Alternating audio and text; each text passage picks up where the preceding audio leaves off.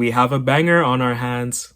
Takeru Hokuzono's intense action manga has steadily been improving. Kagurabachi, a newer battle shonen in Weekly Jump, debuted to a ton of fanfare. One of the best examples of how meme culture is capable of promoting products. Kagurabachi started off as a generic shonen that really didn't do anything different. It felt very cinematic in style, but not to the same degree as a series like Sakamoto Days, for example. Week after week, Kagurabachi has raised my expectations for the mangaka and my enjoyment from what I've been seeing so far. I still think it's a generic battle shonen to an extent, but it's done pretty well, and I think the mangaka has a very strong direction for this story. They're making the story that they want to, and I think a lot of that is rooted in the fact that they are a very new artist. In a previous Kagurabachi video, I made mention of how I assumed that Hokuzono was a newer artist. Based off of the way that they frame their characters and their panels, the composition, and the fact that they utilize a lot of modern time-saving techniques, it was quite obvious to me that this was either a young person, a younger mangaka, or someone who doesn't do manga full-time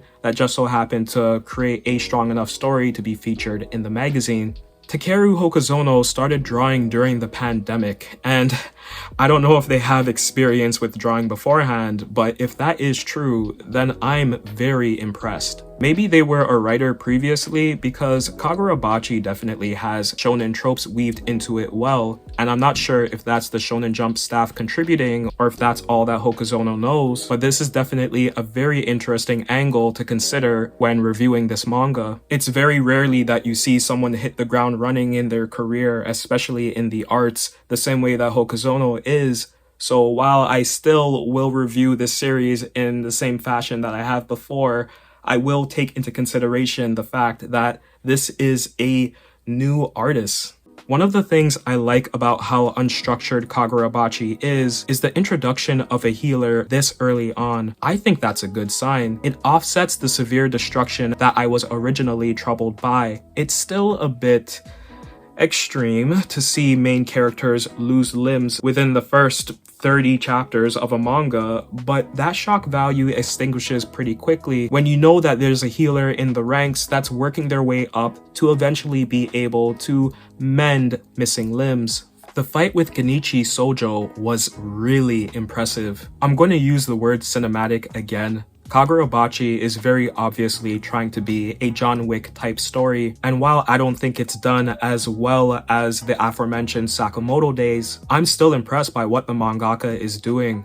Genichi was such an interesting character. It was obvious he was intro villain fodder, but you still cared about him, and he was extremely destructive. I really liked Cloud Gouger. I also liked the direction of these blades being destroyed instead of all of them being stockpiled. Hokuzono gave this character enough time to hang around and really connect with the audience, and I'm hoping they have this sort of love and attention to detail for future villains.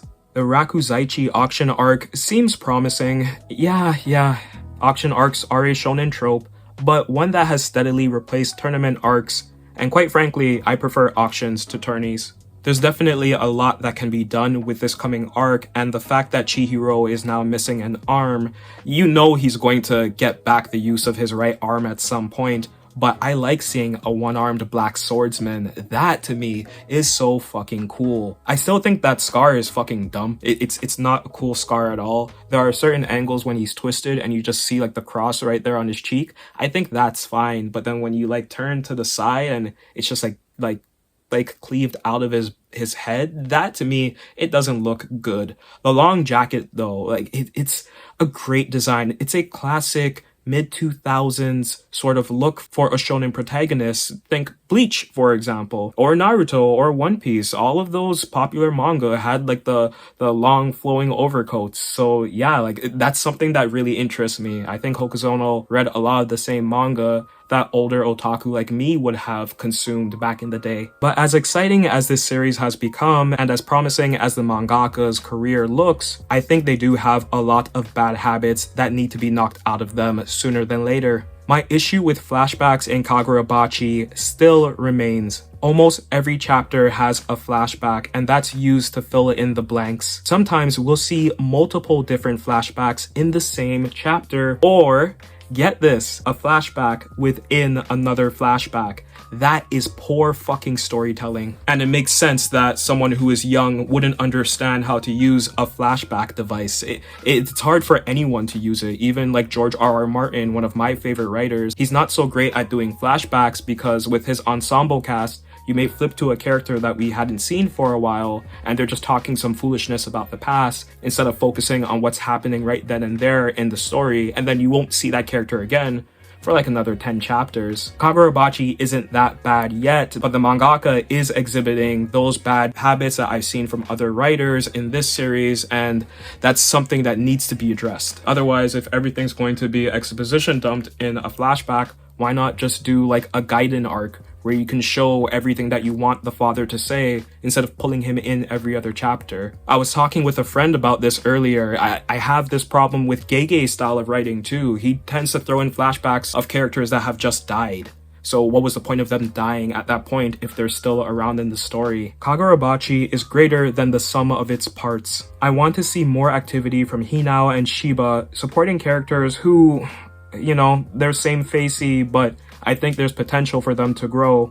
Koyanagi is awesome. I get strong Yachiru vibes from her, so I hope she's a big part of the series too, and not just a resident healer. But Chihiro so far is my favorite. Yeah, he's a dull character, but he's kind of cool now. It's one thing to write a character who's very nonchalant. It's another thing to write one who's very sure and steady of themselves. And Chihiro is slowly falling into that camp of a strong, confident shonen protagonist. Give Kagurabachi a read. Is it generic? Yeah. But there's nothing wrong with McDonald's every once in a while. 7 out of 10.